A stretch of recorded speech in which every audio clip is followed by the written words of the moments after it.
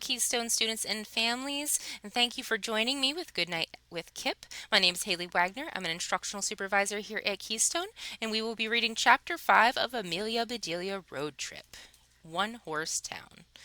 The next morning, Amelia Bedelia's father was humming at breakfast. Good news, he said. The motel manager told me about a tiny town not far from here. It's historic with lots of shops, good restaurants, and interesting things to see and do.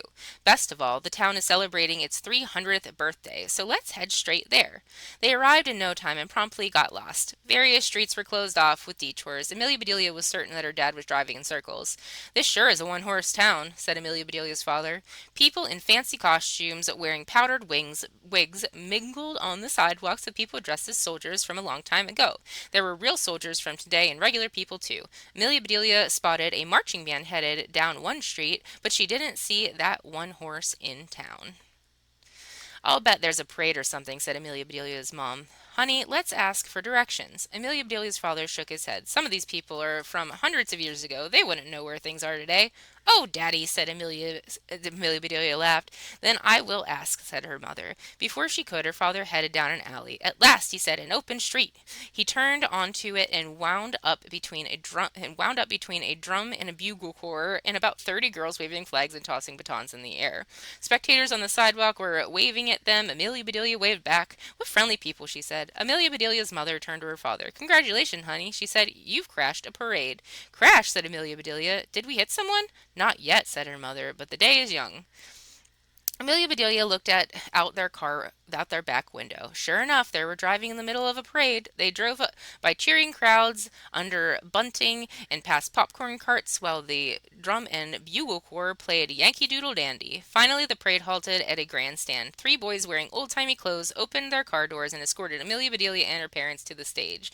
A man who Amelia Bedelia thought must have been the mayor shook their hands. "On behalf of our fair hamlet, we welcome you as our 1 millionth visitor. Here is the key to the town." The man bowed and handed Amelia Bedelia a giant key. "You better keep your key, sir," said Amelia Bedelia. "You can't come back tonight to lock up your town." Then she turned to her father and said, "You were right, Daddy. This is a one-horse town." The smile on the mayor's face faded, while her father's face got very red. Amelia Bedelia pointed across the square at a statue of a soldier on horseback. "Is that the horse you meant?" she asked. "That's Major Andrew McClary, said our town's founder," said the mayor, beaming again. "I'm glad you gave your daughter a lesson in our history. Are you from around here?"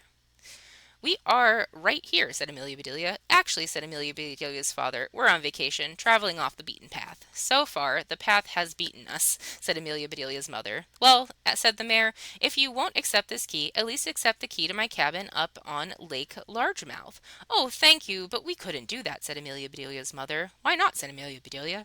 Amelia Bedelia's father smiled and nodded, raising his eyebrows. "I'll convince you at our Founders' Day picnic," said the mayor. "Come on, let's eat." They had a terrific time at the picnic. Amelia Bedelia ate cornbread, sausage, apple pie, and biscuits with honey. Everyone raved about Lake Largemouth. Before the picnic was over, Amelia Bedelia's father had the key to the cabin in his pocket. "Enjoy yourselves," said the mayor. "Now listen, if you run into any problems, there's a dock next door." "Is that where you tie up your boat?" said Amelia Bedelia.